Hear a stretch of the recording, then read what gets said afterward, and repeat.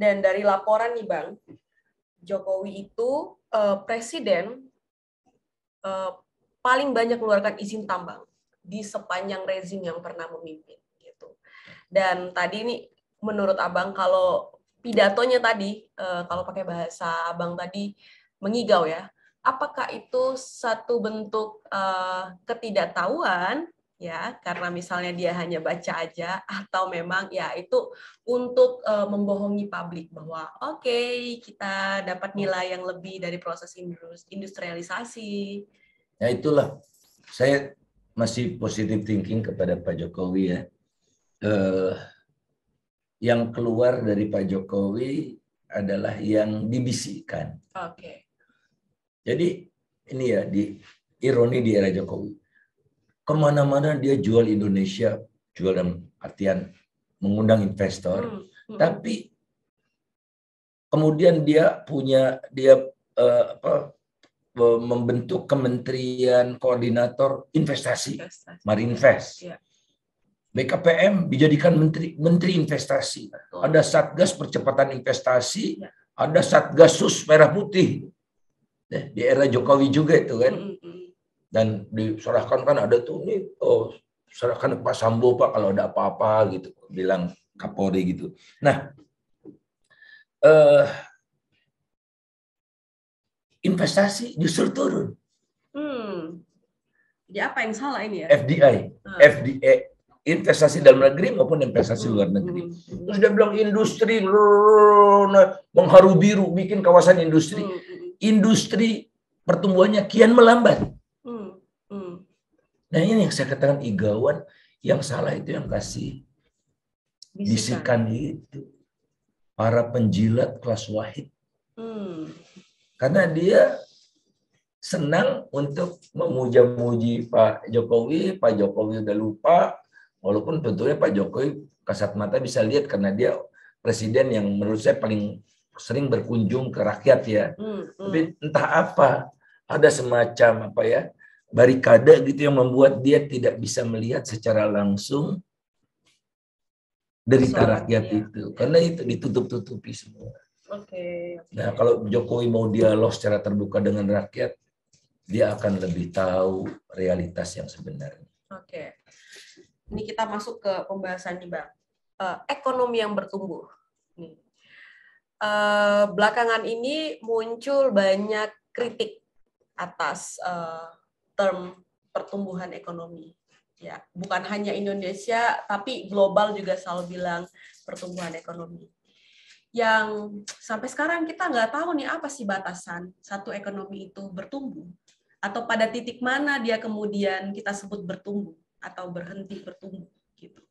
Apakah ketika misalnya alam sudah rusak ya, terus kebutuhan esensial kita kayak pangan, air, energi sudah tidak bisa lagi dipenuhi gitu atas nama pertumbuhan tadi. Ini menurut Abang gimana nih istilah bahkan mungkin konsep dari pertumbuhan ekonomi ini?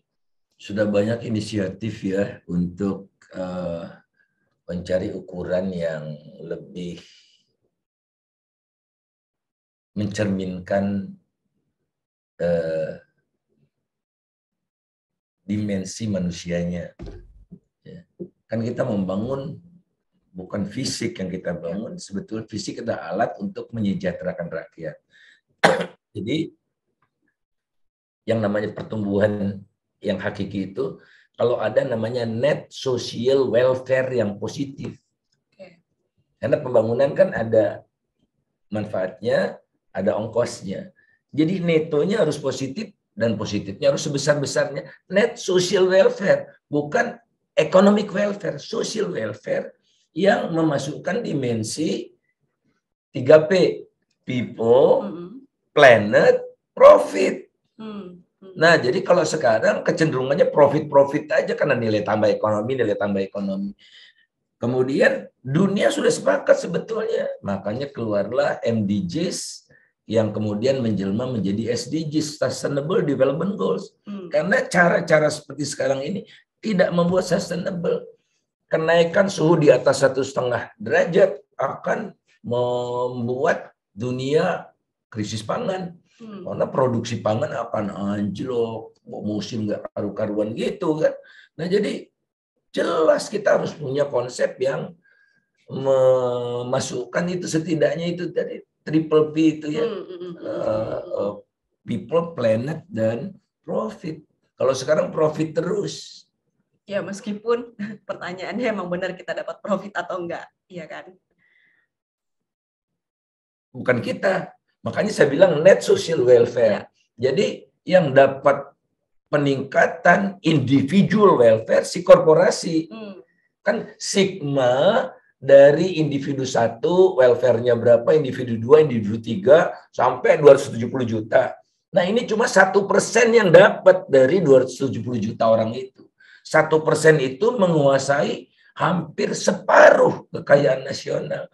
Nah, dibahas nih di Ian Bremmer ini, yang dia bilang the power of crisis ini, yang antara lain yang mengkhawatirkan adalah jurang kaya miskin. Ditambah dengan penguasaan teknologi, dan kita nggak dapat privacy lagi. Karena apa? Karena semua data kita udah diambil sama mereka dengan gratis. Jadi itu sistematik sekali. Kita sebetulnya udah dijajah ini ya, oleh negeri sendiri. Negara gagal untuk melindungi hak asasi rakyat, privasi rakyat, itu udah di occupy sama mereka. Oleh karena itu, kata si Ian Bremmer ini, sudah sedemikian parah krisis yang kita hadapi ini, cara yang mungkin membuat semua berubah. Oh, climate ini udah jadi krisis dunia gitu ya. 11.000 saintis berkumpul ya untuk menyatakan climate emergency itu. Harus ada krisis besar yang membuat rakyat sadar. Seperti krisis besarnya Perang Dunia kemarin ya, yang Perang Dunia kedua itu kan semua pura-puranda, ini perang nggak benar ya.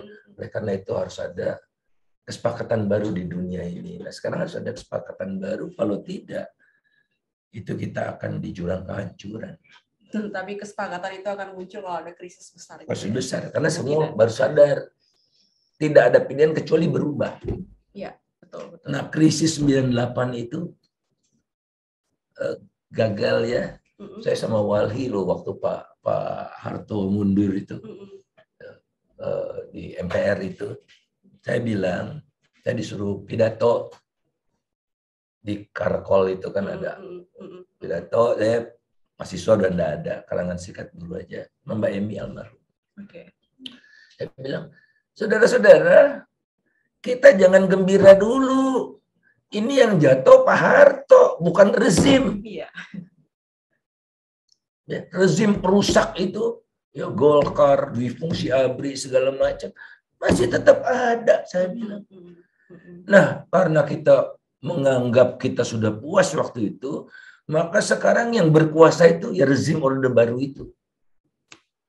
Anda sebutkan deh, Erlangga Hartarto dari Golkar, Orde Baru, Luhut Panjaitan, Golkar, Orde Baru, Surya Paloh, titisan dari Golkar karena kalah konvensi, bikin partai, Wiranto, Prabowo Subianto. Jadi inilah yang terjadi di Indonesia karena kita gagal untuk memanfaatkan krisis ini untuk kontrak sosial baru. Oke.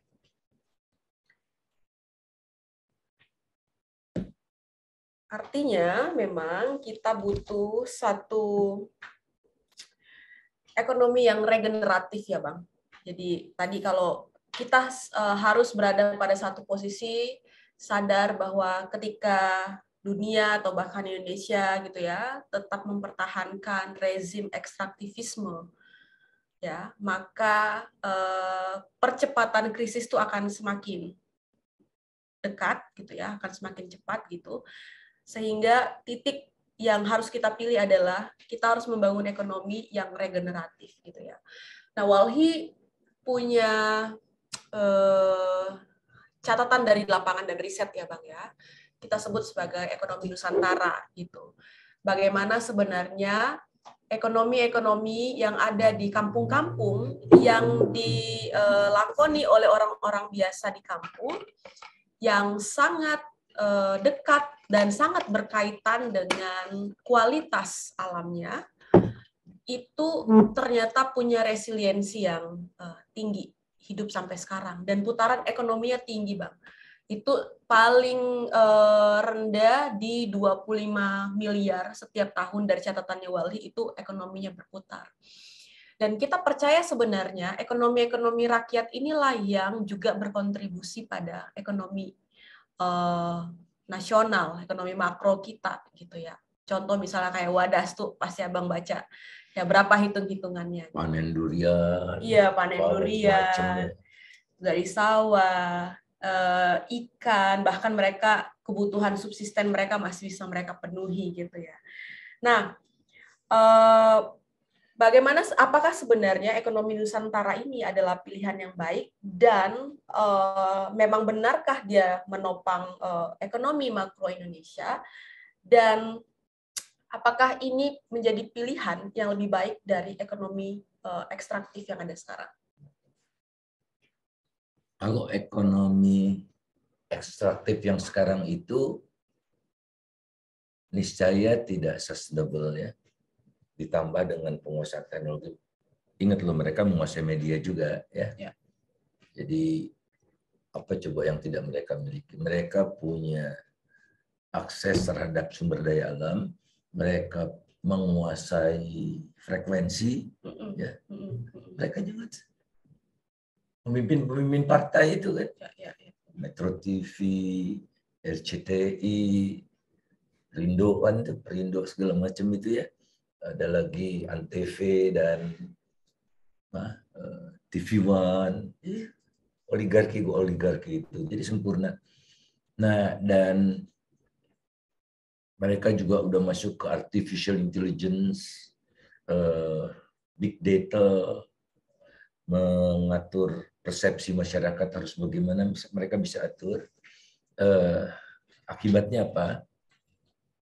Eksploitasi itu semakin masif dan menciptakan jurang kaya miskin yang semakin lebar itu, ya, semakin lebar itu, dan ini menimbulkan rasa ketidaknyamanan masyarakat itu, ya. Oleh karena itu menimbulkan potensi tensi sosial semakin tinggi gitu, dan ditambah lagi angka pengangguran usia muda yang meningkat gitu ya. Itu kan ciri-ciri negara di Arab Spring dulu seperti itu. Jadi krisis sosial yang akhirnya akan meruntuhkan mereka karena bangunan mereka rapuh, fondasinya rendah gitu. Oleh karena itulah kita harus ada kontrak sosial baru kan, di mana posisi rakyat itu. Nah, barangkali mungkin saya sebagai ekonom minta maaf juga gitu, karena turut mengajarkan more is better gitu. Jadi semakin banyak semakin puas. Jadi kepuasan itu ya, satisfaction itu akan terwujud kalau semakin banyak. Oleh karena itu kita gali terus apa sedapat mungkin makin banyak. Kita lupa terhadap dimensi ketimpangan itu yang akan membuat ekonomi juga jadi rapuh ya. Seperti yang di zaman Pak Harto kan, kurang apa Pak Harto membangun kan, tapi kondisinya rapuh, waktu ada krisis uang itu lari keluar. Jadi memang tidak sustainable. Ini kan circular ekonomi ya, seperti itu ya. Jadi saya juga sempat terlibatlah dalam gerakan itu, dan kemarin saya di Mahkamah Konstitusi awal Agustus di Mahkamah Konstitusi bersaksi dengan Pak Yunus Hussein betapa kekuatan-kekuatan rakyat ini harus dihimpun. Jadi coba bayangkan, ada BPR, ada BPRS, ada CU, itu kan semacam bank rakyat. Tapi bank rakyat itu tidak boleh bekerja sama satu sama lain. Seperti bank BUMN bikin ATM bersama itu apa namanya? link apa segala macam gitu. Kemudian kita boleh beli tiket kereta api, boleh ambil uang di Indomaret, boleh naruh uang di GoPay. Dia bukan bank. Tapi yang bank, yang notabene bank rakyat ada 16.000 plus 16.000 bank, tidak boleh. Punya ATM bersama tidak boleh. Mengeluarkan kartu elektronik tidak boleh. Jadi itu dia.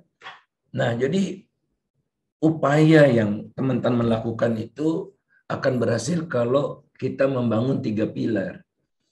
Pilar peningkatan jumlah dan kualitas produksi, ini kan udah bagus-bagus sekali ya. Kualitas produksi, ini kan apa bedanya dengan sirup dari Kanada, apa namanya itu? Apalah. Ya, pokoknya sirup dari Kanada ya. Nah, produksi. Nah, kalau sudah produksi, mereka akan menjual dan kelebihan uang. Uang kelebihannya kalau ditaruh di bank pemerintah, itu dibawa lari dari desa ke kota untuk membiayai si korporasi tadi. Ya kan? Nah, kemudian jangan lagi darah dan keringat petani itu dihargai murah. Yang menikmati trader yang nggak keluar darah dan keringat. Jadi kita harus bikin syarikat dagang rakyatnya. Karena di dagang ini untungnya bisa banyak nih. Contohnya ya Mbak, langsat saya baru dari Pontianak, udah mulai musim langsat, walaupun belum banyak ya. Jeruk deh yang saya lebih ingat. Itu 7.500 paling ada di bawah sekilo 7.500 sampai sini 40.000. Nah jadi orang petani itu tidak bisa pernah kaya karena kesenjangan ini yang biaya trader. Jadi 3 pilar, peningkatan produksi, bank sendiri, syarikat dagang rakyat sendiri, sehingga mereka ini pilihannya tidak hanya Indomaret, Alfamaret, Circle K, Lawson, apa segala macam itu. Di Inggris, yang Inggris Raya lah ya, yang tempat kelahirannya Adam Smith. Adam Smith bilang bukan kayak begitu yang saya sarankan. Theory of moral sentiment itu. Ini kooperatif. Jadi kalau teman-teman datang ke Oxford, ke Manchester, itu kooperatif market. Kooperatif. Dia ada minimarket, dia punya travel agent, dia punya perusahaan transportasi. Jadi rakyat yang punya gitu. Nah, jadi ini harus diakselerasi sebagai gerakan nasional. Nah, tapi kan kita nggak punya kuasa, kekuasaan itu harus direbut. Iya, karena mereka melegitimasi perampasan ruang hidup, pembunuhan ekonomi rakyat.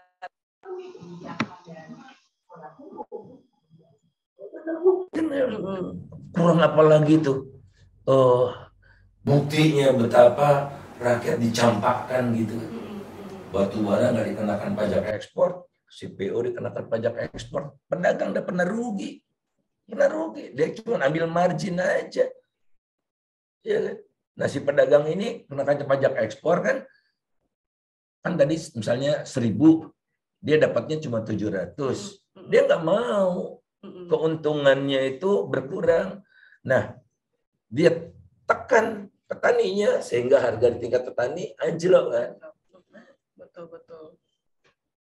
Oke. Ini yang terakhir nih Bang. Jadi kalau tidak ada kontrak sosial baru, tidak ada perubahan cara pandang terhadap alam, ya, kita masih memilih ekonomi ekstraktif, konsumsi masih tinggi, gitu ya. Lalu kemudian perampasan, deforestasi juga makin tinggi, gitu ya. Kita sekarang berada pada satu situasi darurat iklim, lingkungan makin buruk, alam makin buruk.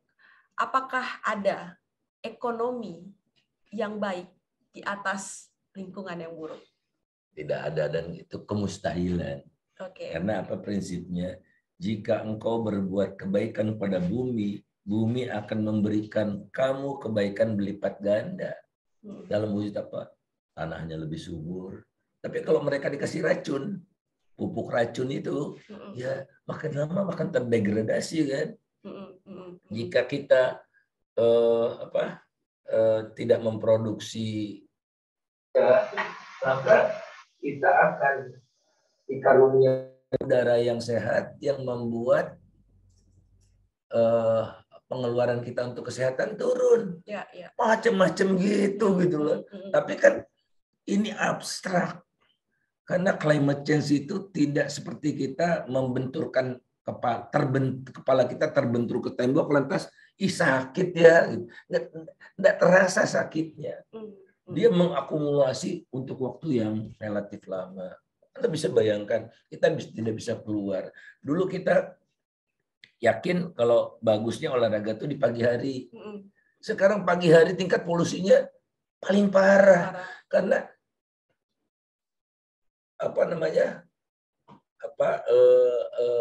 polusi ini dia kan naik dulu, terus nanti turun lagi, dan itu yang aman katanya di Serpong.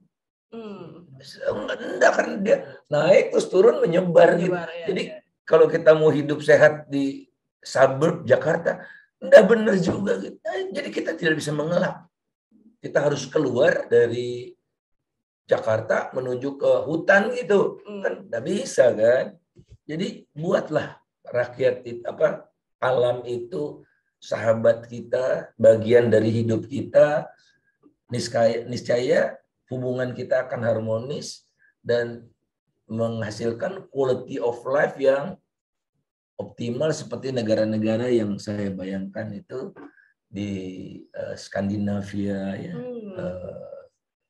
yang everything itu kayak kelihatannya sehat jasmani rohani, bahagia jasmani rohani, walaupun enggak 100% ya. Tapi ya itulah pertanda ya.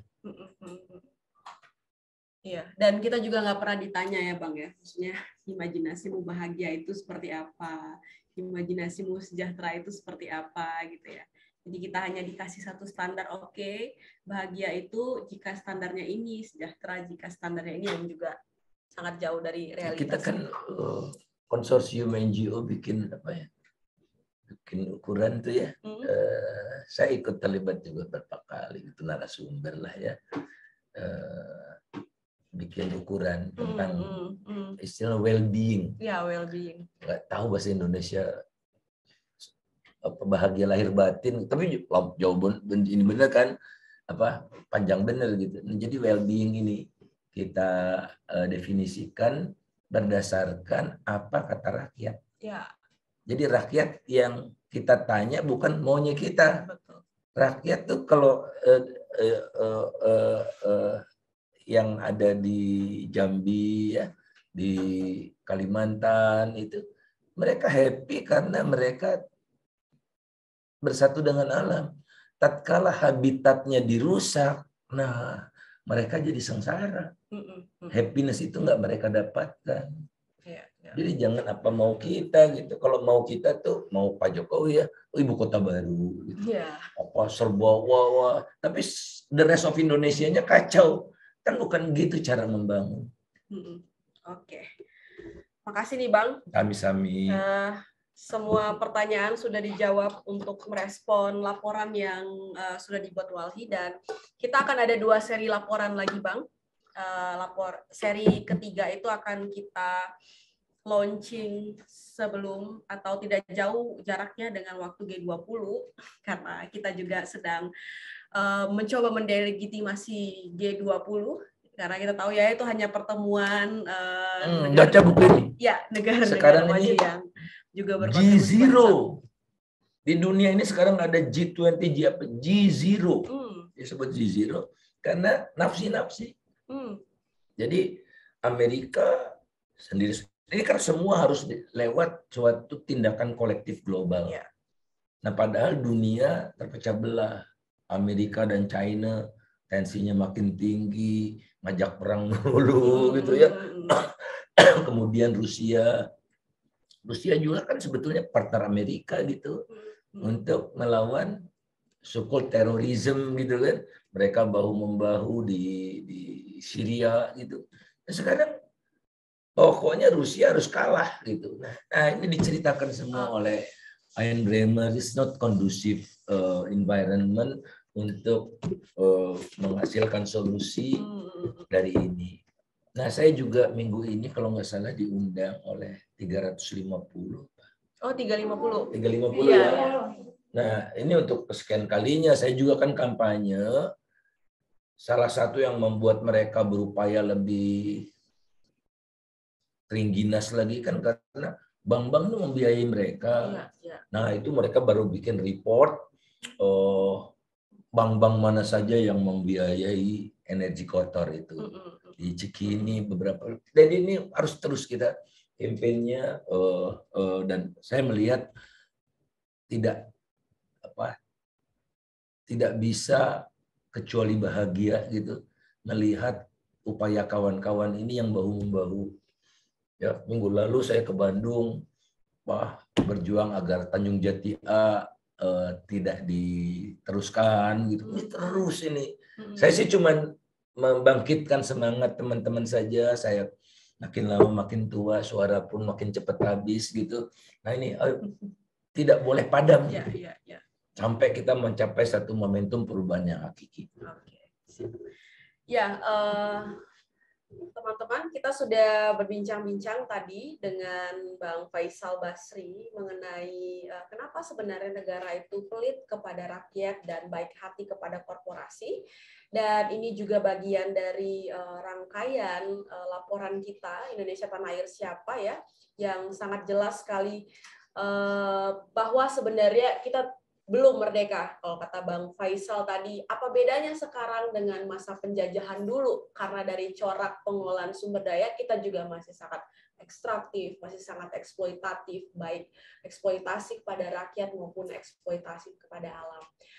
Ya, teman-teman, silakan nanti simak tayangan opsi ini, dan kita akan berjumpa lagi di opsi yang kedua, obrolan penting tapi santai. Terima kasih.